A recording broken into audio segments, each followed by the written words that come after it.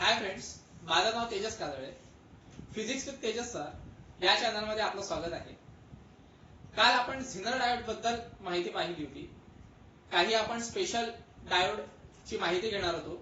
त्यामध्ये पहिलं होतं आपलं झिनर डायोड. तर त्याबद्दलची काही माहिती पाहिली होती आपण. त्यामध्ये आपण झिनर डायोड म्हणजे काय, ॲव्हलॅन्च ब्रेकडाऊन काय असते, झिनर ब्रेकडाऊन काय असते, म्हणजेच झिनर ब्रेकडाऊन काय असते.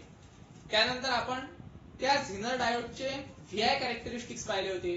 त्याला कोणी आयव्ही कॅरेक्टरिस्टिक्स असं सुद्धा म्हटलं जाते. तर ते कॅरेक्टरिस्टिक्स आपण पाहिले होते. पण त्याच्यातला एक टॉपिक आपला अजून राहिलेला आहे झिनर डायोड बद्दलचा. त्या टॉपिकचं नाव आहे zener diode as a voltage regulator. तर तो टॉपिक आज आपण डिस्कस करणार आहे. तर त्या टॉपिकचं नाव आपण घेणार आहे, त्याचं नाव आहे zener diode as a voltage regulator. आता झिनर डायोड, चलो ठीक आहे, झिनर डायोड आपल्याला माहित आहे काय होते तर, कारण ते आपण मागच्याच लेक्चर मध्ये पाहिलं होतं. पण व्होल्टेज रेग्युलेटर काय?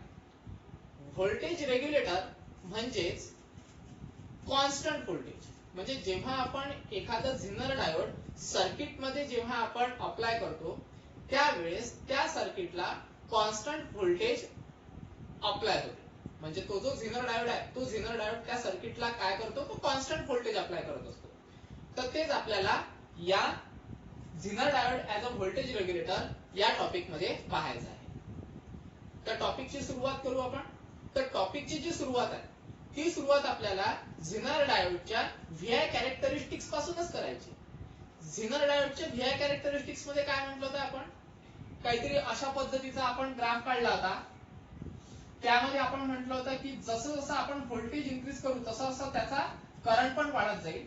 पण एक स्टेज अशी येणार की जिथे तो जो करंट आहे तो करंट हा रॅपिड मध्ये वाढताना आपल्याला दिसेल. म्हणजे तो जो पॉइंट आहे त्या पॉइंटला आपण म्हटलं होतं व्हीझेड. व्हीझेड म्हणजे झिनर व्होल्टेज. तर हे जे झिनर व्होल्टेज आहे, हा झिनर व्होल्टेज आता कॉन्स्टंट राहणार आहे आणि कॉन्स्टंट असताना सुद्धा करंट हा इन्क्रीज होणार आहे. रॅपिडली काय होणार आहे, इन्क्रीज होणार आहे. तर याच्याच आधारावर आपल्याला zener diode as a voltage regulator हे बघायचं आहे. तर सगळ्यात पहिले तर कन्स्ट्रक्शन आहे आणि त्याच्यानंतर मग आपण त्याच्या वर्किंग बद्दल डिस्कस करू. तर सगळ्यात पहिले आपण पाहू त्याचं कन्स्ट्रक्शन. आता कन्स्ट्रक्शन म्हणजे काय, तर आपल्याकडे एक सर्किट डायग्राम आहे. त्या सर्किट डायग्राम मध्ये जे जे काही दिसत आहे तेच आपल्याला कन्स्ट्रक्शन म्हणून लिहायचं आहे. तर काय आहे सर्किट डायग्राम मध्ये पाहू आपण. आता सर्किट डायग्राम मध्ये एक व्ही इन दिसत आहे. व्ही इन म्हणजे इनपुट व्होल्टेज, आणि हे जे इनपुट व्होल्टेज देणार आहे आपण सर्किटला हे डीसी राहणार आहे, म्हणजे डायरेक्ट करंट. आता फुल वेव्ह आणि हाफ वेव्ह मध्ये आपण डायरेक्ट करंट बद्दल पण बोललो होतो. तर व्होल्टेज आपल्याला द्यायचं आहे, त्याला म्हणू आपण इनपुट व्होल्टेज, आणि इथे कुठेतरी आपल्याला व्हीओ मिळून राहिलेला आहे. व्हीओ म्हणजे आउटपुट व्होल्टेज. इन म्हणजे इनपुट व्होल्टेज, ओ म्हणजे आउटपुट व्होल्टेज. ओके, तर इथून काहीतरी आपण डीसी इनपुट दिलेला आहे, इथे कुठेतरी आपल्याला आउटपुट व्होल्टेज मिळणार आहे. तर यामध्ये आपण काय केलं पहा, इथे हा झिनर डायोड घेतला. या झिनर डायोडला आपण हे जे इनपुट व्होल्टेज आहे हे इनपुट व्होल्टेज पॅरलली कनेक्ट केलेलं आहे. आता पॅरलली कशा पद्धतीने कनेक्ट केलं ते पाहू. तर हा जो झिनर डायोड आहे, हा झिनर डायोड आपण रिव्हर्स बायस मध्ये अप्लाय केला. आता झिनर डायोड रिव्हर्स बायस मध्ये चांगला वर्क करतो हे आपण कॅरेक्टरिस्टिक्स मध्ये पाहिलेलं आहे, किंवा त्या झिनर डायोडची जी काही थिअरी पाहिली त्यामध्ये पण आपण पाहिलेलं आहे की झिनर डायोड हा वर्क कुठे चांगला करतो, तर ब्रेकडाऊन रिजन मध्ये वर्क चांगला करतो. ब्रेकडाऊन रिजन म्हणजेच काय, तर आपला रिव्हर्स बायस. ठीक आहे. तर झिनर डायोड नेहमी लक्षात ठेवायचं, झिनर डायोड हा रिव्हर्स बायस मध्ये चांगल्या पद्धतीने वर्क करतो. कारण त्याचा फॉरवर्ड कॅरेक्टरिस्टिक्स काय आहे, तर फॉरवर्ड कॅरेक्टरिस्टिक्स त्याचा पीएन जंक्शन डायोड सारखाच आहे. त्यामुळे आपण झिनर डायोडला फॉरवर्ड मध्ये कधीच अप्लाय करत नाही, त्याला आपण कशामध्ये अप्लाय करतो, रिव्हर्स मध्ये.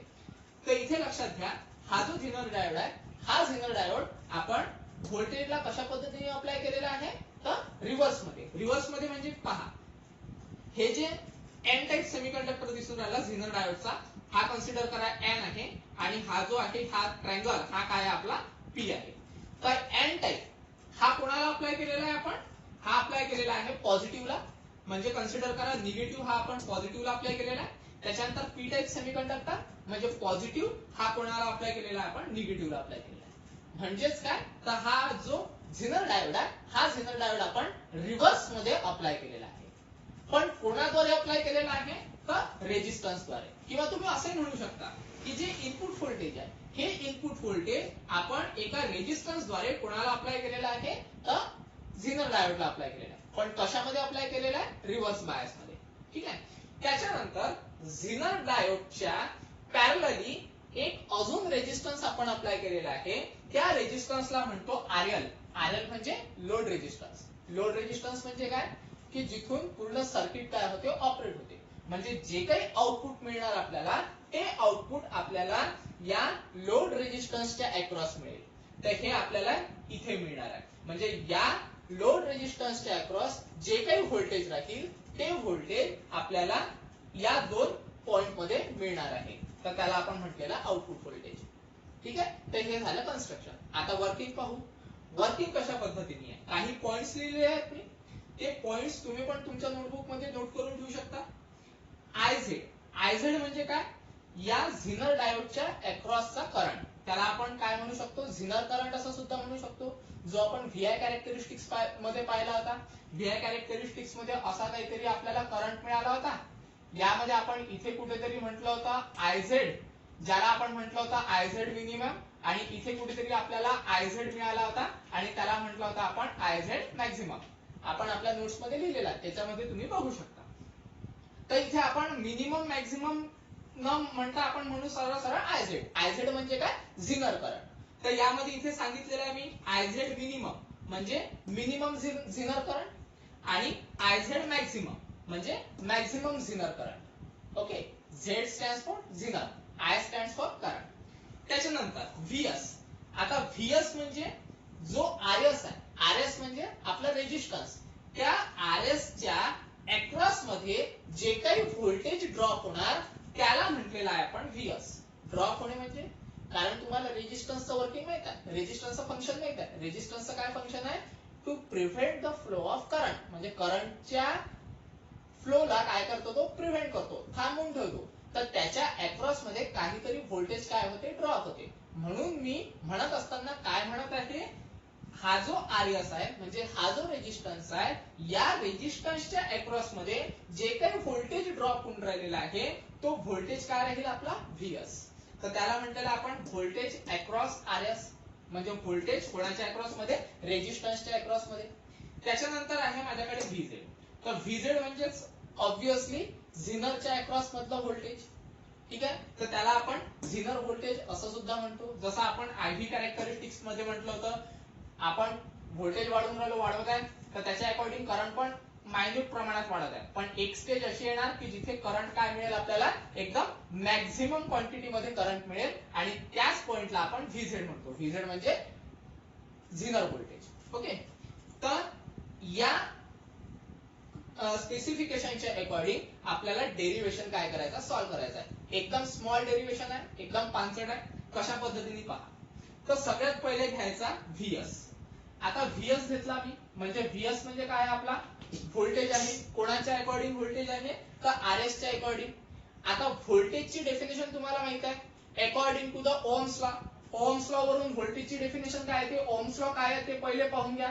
ओहम्स लॉ मिळतो आपल्याला V is equal to I into R. I म्हणजे करंट, R म्हणजे काय, रेजिस्टन्स. या दोघांचा जर समजा आपण प्रोडक्ट घेतला, तर आपल्याला काय मिळते, व्होल्टेज मिळते.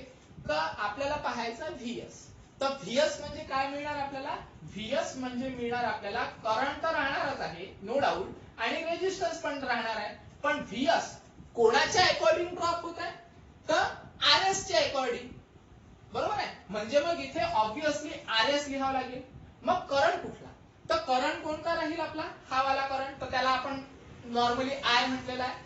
पण इथे एक अजून गोष्ट डेव्हलप होऊन राहिलेली आहे, की आपण हा जो रेजिस्टन्स आहे आणि हा जो झिनर डायोड आहे, हे दोघेही जण एकमेकांना सिरीज मध्ये आहे. आणि ज्या वेळेस सिरीज मध्ये कुठले पण डायोड किंवा कुठले पण कंपोनेंट आपण वापरत असतो, तर तुम्हाला माहित आहे सिरीज मध्ये ज्या वेळेस कुठले पण कंपोनेंट असतात, त्यावेळेस करंट हा सारखाच असतो. आपण जेव्हा कॉलेजमध्ये लेक्चर घेतलं होतं त्यावेळेस तुम्हाला पॅरलल कॉम्बिनेशन आणि सिरीज कॉम्बिनेशन होतं, त्यामध्ये मी तुम्हाला सांगितलं होतं. तुम्ही जर ते व्यवस्थित लिहिलं असेल तुमच्या बुक मध्ये तर तुम्ही ते पाहू शकता. तर नेहमी लक्षात ठेवायचं, सिरीज कॉम्बिनेशन मध्ये करंट काय मिळेल आपल्याला, सारखाच मिळेल.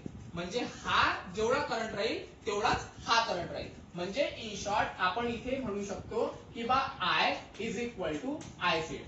का बरं I is equal to I Z? कारण की आपला जो रेजिस्टन्स आहे आणि झिनर डायोड आहे हे आपण कशामध्ये अप्लाय केलेले आहे, तर ते सिरीज मध्ये अप्लाय केलेले आहे. म्हणजेच इन शॉर्ट आपल्याला या आय च्या जागेवर आय झेड लिहिता येते. म्हणजे व्हीएस ची व्हॅल्यू काय मिळाली, I Z into I S.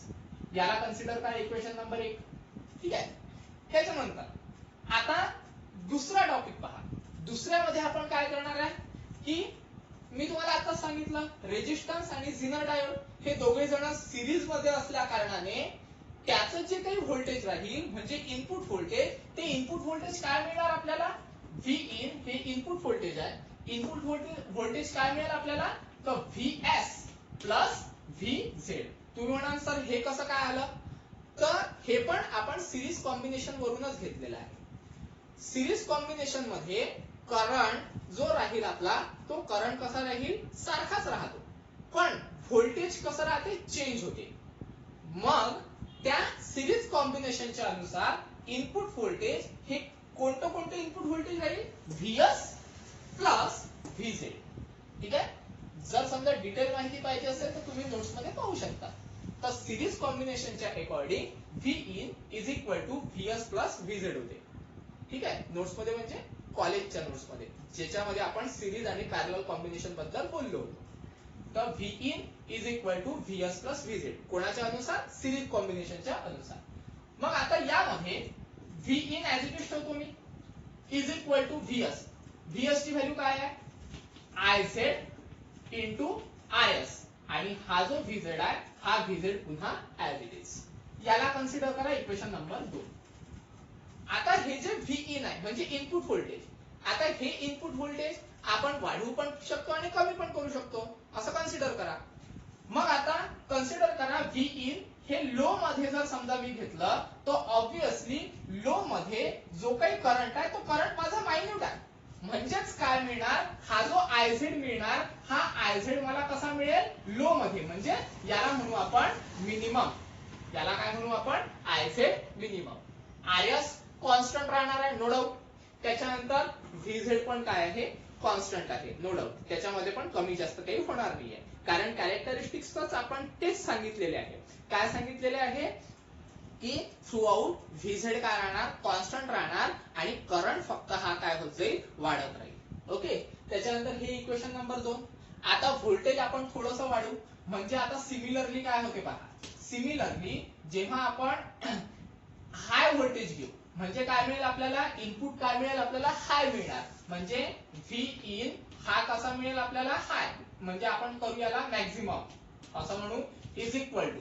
मग इनपुट जर समजा आपण मॅक्झिमम केलं तर मग आय झेड पण काय मिळणार आपल्याला, मॅक्झिमम मिळणार. म्हणजे I Z maximum into R S. R S काय आहे आपला, कॉन्स्टंट आहे, नो डाऊट. म्हणजे R S as it is plus VZ पुन्हा ऍज इट इज. हे कन्सिडर करा इक्वेशन नंबर 3. इथे काय केलं आपण, फक्त इनपुट व्होल्टेज पहिले लो होतं, आता इनपुट व्होल्टेजला काय केलं, हाय केलं. म्हणजे कन्सिडर करा मॅक्झिमम केलं. जर इनपुट मॅक्झिमम आहे तर करंट पण आपला मॅक्झिमम राहील. म्हणजेच मग आर एस हा ऍज इट इज राहिला प्लस व्हीझेड पण ऍज इट इज. फक्त काय झालं, लोच्या ठिकाणी हाय करून टाकू. कन्सिडर काय इथे, कन्सिडर काय आपण काय करू, आपण इथे हाय करू आणि मिनिममच्या जागी काय झाला, मॅक्झिमम. ठीक आहे. तर हे आहे आपलं इनपुट हाय व्होल्टेज. त्याच्यानंतर याच्यावरूनच जर समजा आपल्याला काही पॉवर जर काढायचं असेल तर पॉवरचा फॉर्म्युला पहिले लक्षात घ्या. पॉवर म्हणजे P is equal to, power काय राहतो आपला, पॉवरचा फॉर्म्युला काय आहे, I इंटू व्होल्टेज. म्हणजे करंट इंटू व्होल्टेज, हा बेसिक फॉर्म्युला आहे. मग I म्हणजे काय आहे, इथे I काय मिळून राहिला आपल्याला, झिनर व्होल्टेज, सॉरी झिनर करंट. I म्हणजे काय आपला, झिनर करंट. म्हणून मग I च्या ठिकाणी काय ठेवावं लागेल आपल्याला, झिनर करंट. आणि V म्हणजे काय आहे, ते झिनर व्होल्टेज आहे. म्हणून मग V च्या ठिकाणी काय ठेवावं लागेल आपल्याला, व्हीझेड. म्हणजेच मग हा जो पी आहे या पीच्या ठिकाणी पण आपण काय ठेवू पीझेड. पीझेड म्हणजे power of the zener diode. Power of the zener diode किंवा याला असे म्हणू शकतो आपण झिनर पॉवर. झिनर पॉवर काय मिळेल आपल्याला आयझेड इंटू व्हीझेड. आयझेड म्हणजे झिनर करंट, व्हीझेड म्हणजे झिनर व्होल्टेज. या दोघांचा प्रोडक्ट घेतला तर आपल्याला काय मिळेल पीझेड.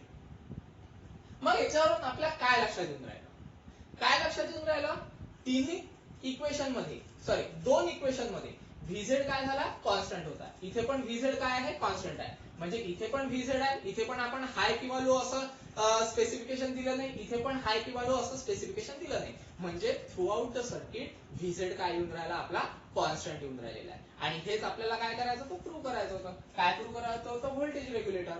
आणि सुरुवातीलाच मी सांगितलं होतं व्होल्टेज रेग्युलेटर म्हणजे through out the circuit voltage constant असणे. मग याच्यावरून आपल्या काय लक्षात येते तर पहा कसं एका एक्झाम्पल द्वारे मी तुम्हाला समजून सांगतो. का बरं व्होल्टेज तिथे कॉन्स्टंट येते, कसं काय कॉन्स्टंट राहते. तर कन्सिडर करा हे जे आउटपुट आहे या आउटपुटला मी एखादा डिव्हाइस कनेक्ट करतो. फॉर एक्झाम्पल माझ्याकडे एक बल्ब आहे. कन्सिडर करा माझ्याकडे काय आहे एक बल्ब आहे, ठीक आहे अशा पद्धतीने. आणि हा जो बल्ब आहे कन्सिडर करा 3 व्होल्ट वर ग्लो होतो, 3 व्होल्ट वर ग्लो होतो तो, ठीक आहे. त्याच्यानंतर हा जो इनपुट देऊन राहिलो आपण हे इनपुट कन्सिडर करा मी 6 व्होल्टचं इनपुट दिलं. 6 व्होल्टचं म्हणजे ऑब्विसली 1 to 6 व्होल्ट पर्यंत आपण इनपुट देऊ शकतो. आणि इथे लाईट किती वर ग्लो होत आहे 3 व्होल्ट वर. आता कन्सिडर करा 3 व्होल्ट वर लाईट ग्लो होतो आणि 6 व्होल्ट आपण देऊन राहिलो तर हा जो लाईट आहे हा राहील का तिथे जागेवर, नाही राहणार. का बरं राहणार नाही, तो लाईट काय होऊन जाईल उडून जाईल. कारण व्होल्टेज पाहिजे 3 चं देऊन राहिलो आपण 6 चं, म्हणजे लाईट तिथे राहील का नाही, लाईट काय होऊन जाईल डॅमेज होऊन जाईल. बरोबर आहे. मग जर समजा असं असेल त्याच्यासाठी आपण आता काय करतो कन्सिडर करा इथे तुमचा झिनर डायोड नाहीये आणि आपण काय केलं ही जी बॅटरी आहे ही बॅटरी डायरेक्ट कनेक्ट केली लाईटला. म्हणजे डायरेक्ट 6 व्होल्ट मिळणार आहे आपल्या लाईटला. मग 6 व्होल्ट जर मिळत असेल तर लाईट काय होऊन जाईल आपला डॅमेज होऊन जाईल, म्हणजे डिस्कनेक्ट होऊन जाईल किंवा डिस्कनेक्ट म्हटल्यापेक्षा डॅमेज होऊन जाईल.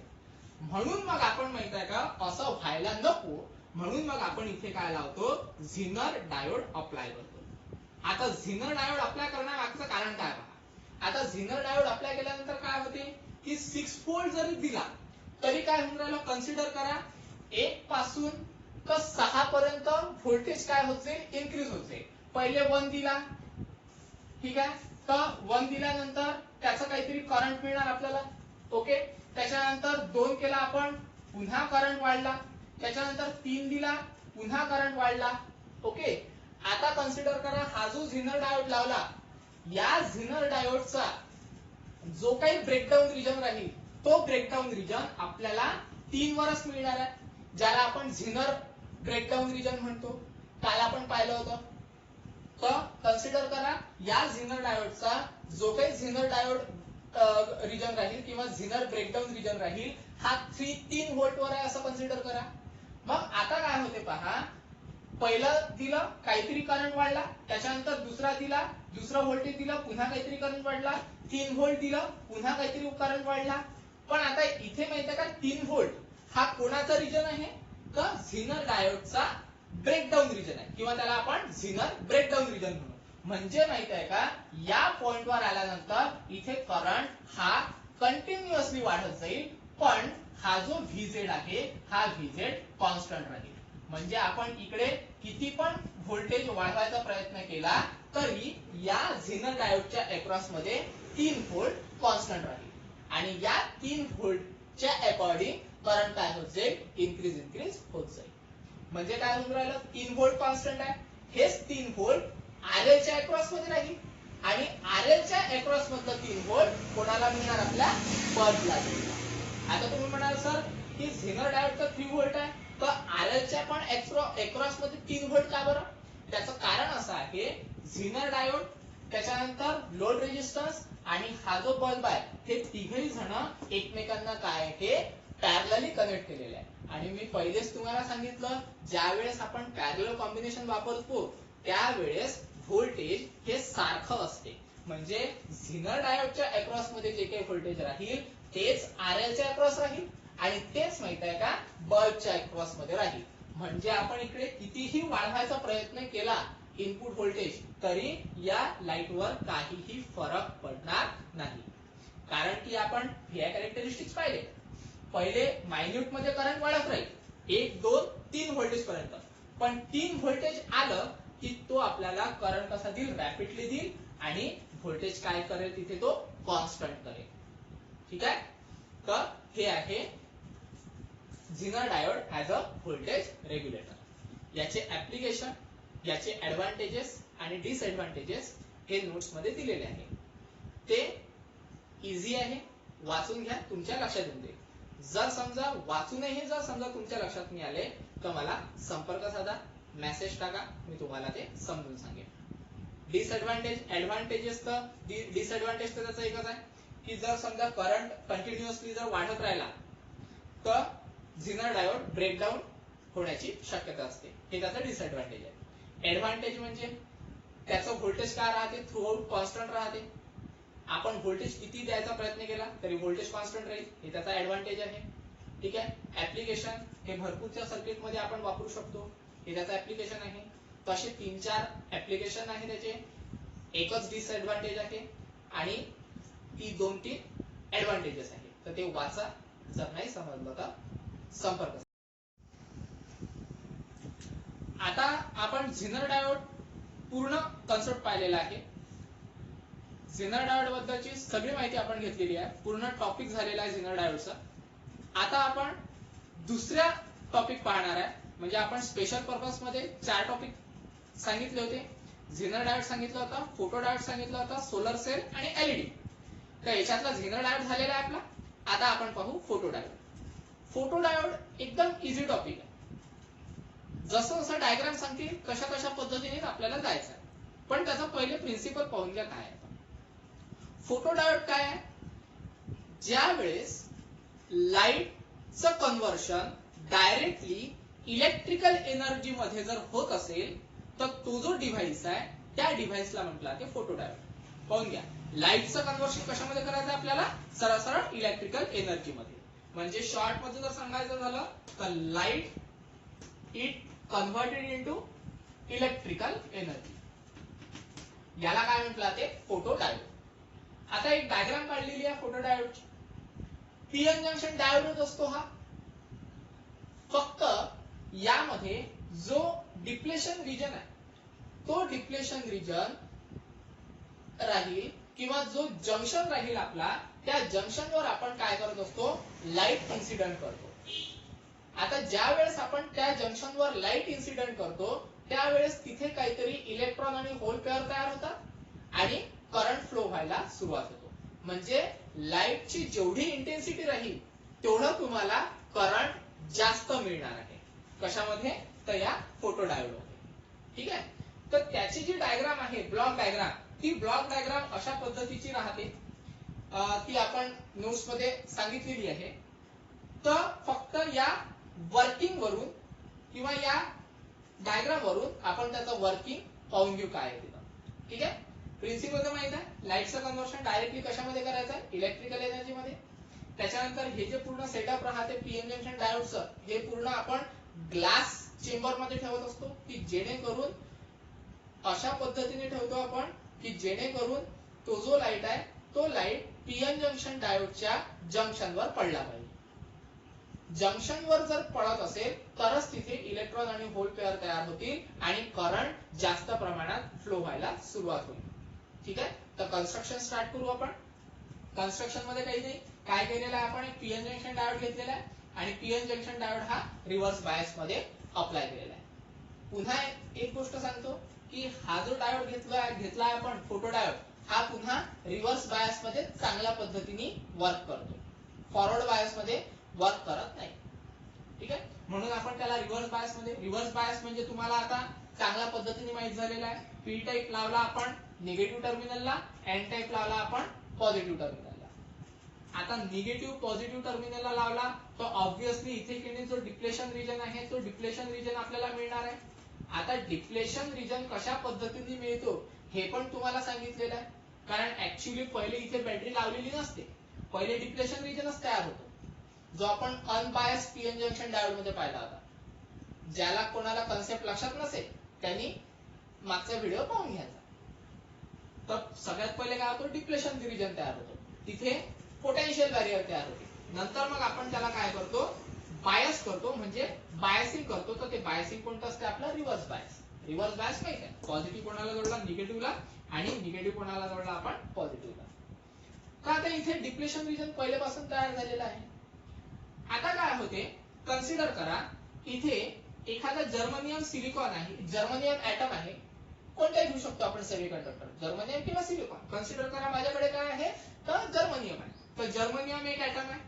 आता जर्मनियम ऍटम का बरं म्हटलं, कारण जो काही सेमीकंडक्टर डायोड आपण बनवलेला आहे, जो काही पीएन जंक्शन डायोड बनवलेला आहे, कोणाला बनवलेला आहे, जर्मनियमचा.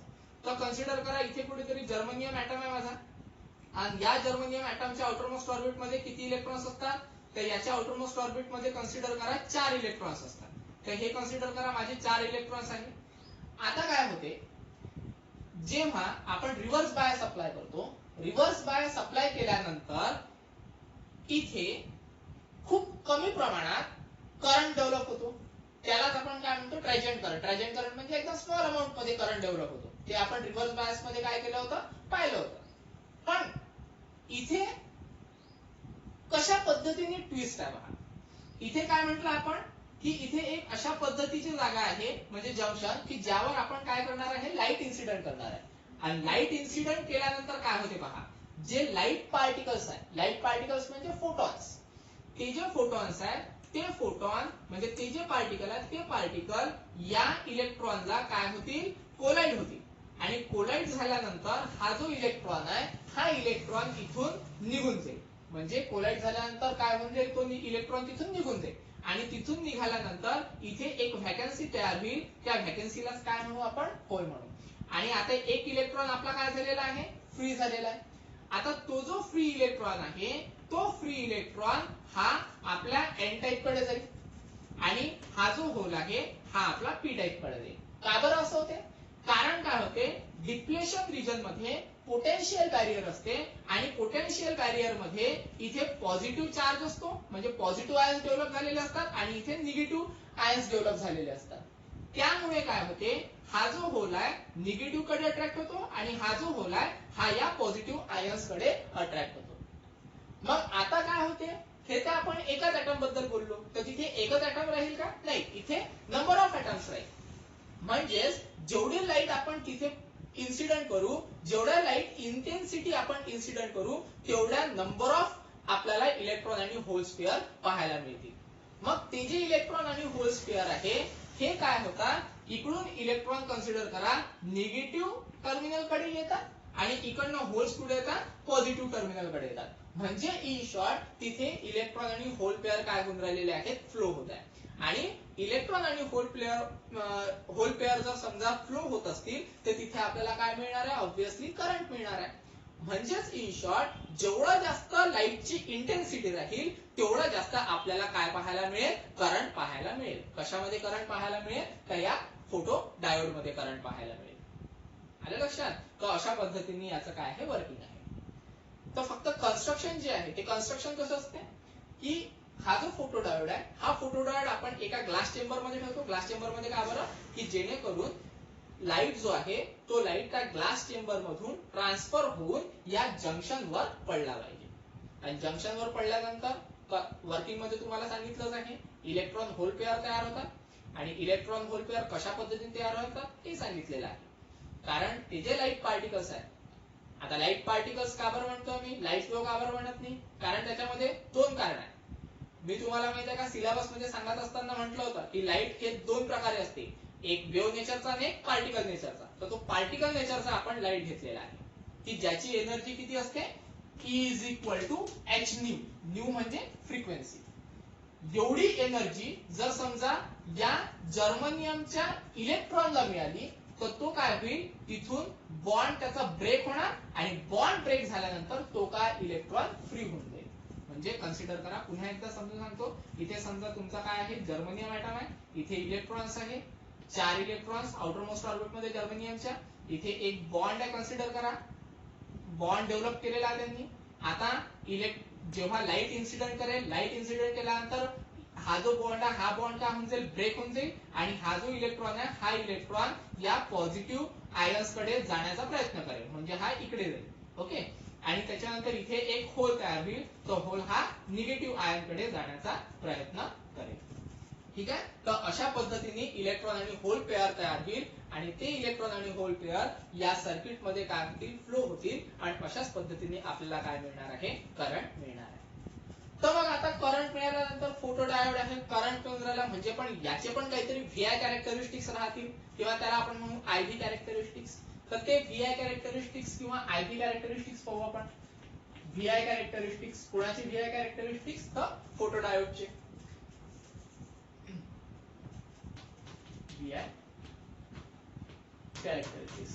आता व्हीआय कॅरेक्टरिस्टिक्स काय राहतील, तर जो काही करंट मिळणार आपल्याला हा रिव्हर्स बायस मध्ये मिळणार. रिव्हर्स बायस मध्ये म्हणजे तिसऱ्या क्वाड्रंट मध्ये, एक्स वाय एक्सिसच्या तिसऱ्या क्वाड्रंट मध्ये, म्हणजे वाय पण काय राहील आपला, निगेटिव्ह राहील आणि एक्स पण काय राहील आपला, निगेटिव्ह. म्हणजे रिव्हर्स व्होल्टेज जसं जसं तुम्ही वाढवाल तसं असं रिव्हर्स करंट आपला काय होत जाईल, वाढत राहील. पण एक सिच्युएशन अशी येईल की लाईट इन्सिडेंट करत असताना तो जो करंट वाढणार, तो करंट वाढत असताना करंट कुठेतरी कॉन्स्टंट होईल आणि ज्या ठिकाणी करंट कॉन्स्टंट झाला ही सिच्युएशन येते. ज्या ठिकाणी करंट कॉन्स्टंट झाला याला काय म्हणू आपण, सॅच्युरेशन करंट. ते मी खालच्या डायग्राम मध्ये दाखवलेलं आहे. कन्सिडर करा, हा जो आयडी आहे याला म्हटलं ते डार्क करंट. डार्क करंट काय आहे हे मी तुम्हाला 2 मिनिटांमध्ये सांगतोच. आता कन्सिडर करा आपण की लाईटची इंटेन्सिटी वाढवत आहे. लाईटची इंटेन्सिटी वाढणं म्हटलं म्हणजे करंट वाढणं. आता करंट कन्सिडर करा वाढून राहिला, वाढत आहे इथपर्यंत आला, वाढला. त्याच्यानंतर ही लाईटची इंटेन्सिटी आपण वाढवत नेली तर काय होईल, त्या ठिकाणी करंट काय होईल, तो कॉन्स्टंट होईल आणि ज्या ठिकाणी करंट कॉन्स्टंट होतो त्याला आपण आयएस म्हणतो. आयएस म्हणजे saturation current. S for saturation, तर याला म्हणू आपण सॅच्युरेशन करंट. आता आयडी काय आहे, आयडी म्हणजे डार्क करंट. आयडी म्हणजे काय होते, तर डार्क करंट. आता डार्क करंट म्हणजे ज्या वेळेस आपण कुठल्याच पद्धतीचा लाईट हा फोटोडायोड वर एक्सपोज करत नाही, म्हणजे फोटोडायोड वर कुठल्याच प्रकारचा लाईट आपण इन्सिडेंट करत नाही, पण तरी त्या डायोड मध्ये काहीतरी काय म्हणतात त्याला, करंट डेव्हलप होतो, त्यावेळेस त्याला आपण डार्क करंट म्हणतो.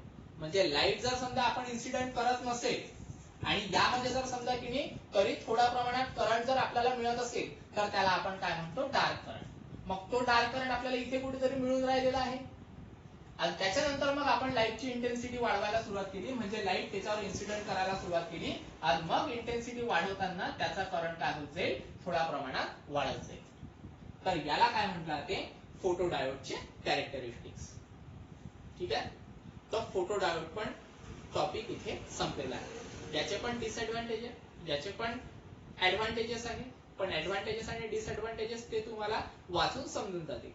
जर नाही समजले तर कॉन्टॅक्ट करा, संपर्क साधा, मेसेज करा किंवा कॉल करा, काहीही तुम्ही करू शकता. ठीक आहे, तर इथे 2 टॉपिक आपण घेतले होते आज. Voltage, zener diode as a voltage regulator, त्यामध्ये सिम्पली काय असते, व्होल्टेज कॉन्स्टंट असते. कशा पद्धतीने व्होल्टेज कॉन्स्टंट होतो ते तुम्हाला मी सांगितलेलं आहे. नसेल समजलं तर कॉन्टॅक्ट करा. आणि दुसरा टॉपिक घेतला आपण फोटोडायोड. ठीक आहे.